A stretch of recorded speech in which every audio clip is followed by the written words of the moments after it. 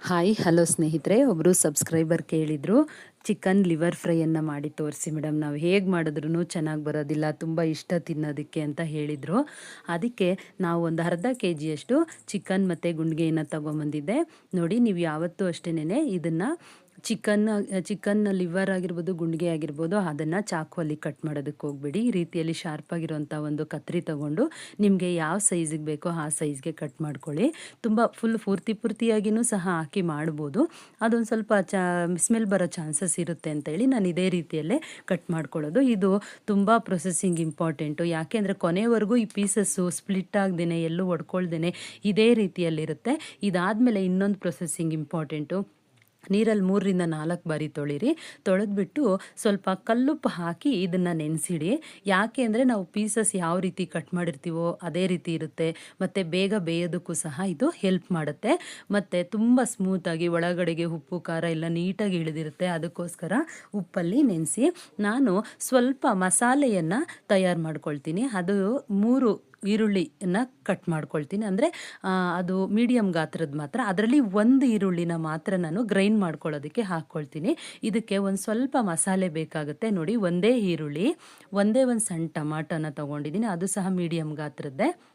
ಯಾಕೆ ಅಂತಂದರೆ ಮಸಾಲೆ ಹಾಕ್ದೇನೂ ಮಾಡ್ಬೋದು, ಆದರೆ ಇದಕ್ಕೆ ಸ್ಮೆಲ್ ಬರಬಾರ್ದು, ಗ್ರೇವಿ ರೀತಿಯಲ್ಲೂ ಇರುತ್ತೆ ಮತ್ತು ತುಂಬ ಚೆನ್ನಾಗೂ ಬರುತ್ತೆ ಅಂತಂತ ನಾನು ಈ ರೀತಿಯಲ್ಲಿ ಪ್ರೊಸೆಸಿಂಗಲ್ಲೇ ಮಾಡ್ಕೊಳ್ಳೋದು ಯಾವಾಗ್ಲೂ. 4 ಗೋಡಂಬಿಯನ್ನು ಹಾಕ್ಕೊಂಡಿದ್ದೀನಿ. ಒಂದು 4 ಲವಂಗ, ಸಣ್ಣ ಚಕ್ಕೆ ಒಂದು 2ರಿಂದ 3 ಪೀಸನ್ನು ಹಾಕ್ಕೊಂಡ್ರೆ ಸಾಕಾಗುತ್ತೆ. ಮತ್ತು ನೀವು ಖಾರಕ್ಕೆ ಹಸಿಮೆಣಸಿನ್ಕಾಯಿ ಯೂಸ್ ಮಾಡ್ಬೋದು. ನಾನು ಒಣಮೆಣಸಿನ್ಕಾಯಿ ಹಾಕ್ಕೊಳ್ತಾ ಇದ್ದೀನಿ. ಮತ್ತು ಖಾರದ ಪುಡಿನೂ ಹಾಕ್ಕೋಬೋದು, ಅಂದರೆ ಚಿಲ್ಲಿ ಪೌಡರು. ಮತ್ತು ಕೊತ್ತಂಬರಿ, ಪುದೀನ ಒಂದು ಸ್ವಲ್ಪ ಹಾಕ್ಕೋಬೇಕು. ನೆಕ್ಸ್ಟು ಧನಿಯಾ ಪುಡಿಯನ್ನು ಒಂದು 2 ಸ್ಪೂನಷ್ಟು ಇದಕ್ಕೆ ರುಬ್ಬೋದಕ್ಕೆ ಸೇರಿಸ್ಕೋಬೇಕಾಗುತ್ತೆ.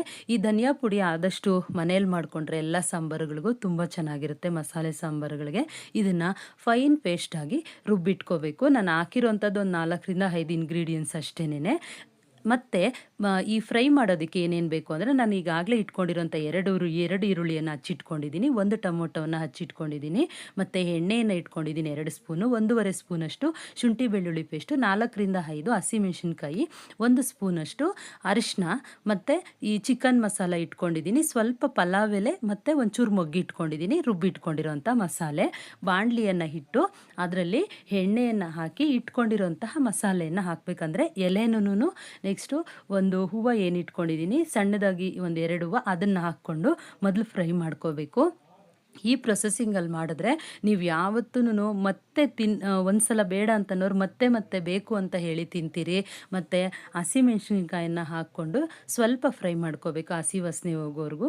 ನೆಕ್ಸ್ಟು ಈರುಳ್ಳಿಯನ್ನು ಸಹ ಏನು ಹಚ್ಚಿಟ್ಕೊಂಡಿದ್ವಿ 2 ಈರುಳ್ಳಿ, ಅದನ್ನು ಹಾಕಬೇಕು. ನೆಕ್ಸ್ಟು ಶುಂಠಿ ಬೆಳ್ಳುಳ್ಳಿ ಪೇಸ್ಟು ಸ್ವಲ್ಪ ಸ್ಮೆಲ್ ಹೋಗೋವರೆಗೂ ಬಾಡಿಸಿದ್ರೆ ಸಾಕಾಗುತ್ತೆ.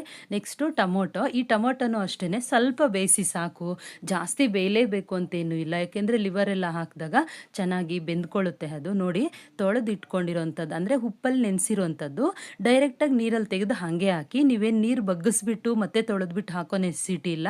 ಆಲ್ರೆಡಿ 4ರಿಂದ 5 ಬಾರಿ ನಾವು ತೊಳೆದು ಮತ್ತೆ ಉಪ್ಪಲ್ಲಿ ನೆನೆಸಿ ಇಟ್ಟಿರ್ತೀನಿ. ನೋಡಿ, ಇದೇ ರೀತಿಯಲ್ಲಿ ಸ್ಮೂತಾಗಿ ಅದನ್ನು ಬೆರೆಸ್ಕೊಂಡು 1 ಸ್ಪೂನ್ ಏನು ಇಟ್ಕೊಂಡಿದ್ದೆ ಅರಿಶಿನ, ಅದನ್ನು ಹಾಕಬೇಕು. ಹಾಕ್ಬಿಟ್ಟು ಈ ರೀತಿಯಲ್ಲಿ ನಾನು ಫ್ರೈ ಮಾಡ್ಕೊಳ್ತಾ ಇದ್ದೀನಿ.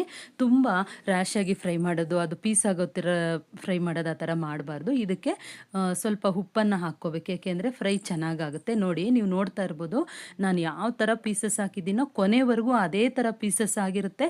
ಮತ್ತು ಗ್ರೇವಿ ಮಾತ್ರ ತುಂಬ ಚೆನ್ನಾಗಿರುತ್ತೆ. ಮತ್ತು ರುಬ್ಬಿಟ್ಕೊಂಡಿರುವಂಥ ಮಸಾಲೆಯನ್ನು ಸೇರಿಸಿ ನಿಮ್ಗೆ ಎಷ್ಟು ಬೇಕೋ ಅಷ್ಟು ನೀರನ್ನು ಹಾಕ್ಕೊಳ್ಳಿ. ನಿಮಗೆ ಜಾಸ್ತಿ ಗ್ರೇವಿ ಬೇಕು ಅಂತಂದರೆ ಹಾಕ್ಕೋಬೋದು. ಯಾಕೆ ಅಂತಂದರೆ ನೀವು ಕೊನೆಗೆ ಅದು ಬೇಯೋಷ್ಟರಲ್ಲಿ ನೀರು ಕಡಿಮೆ ಆಗ್ತಾ ಹೋಗುತ್ತೆ.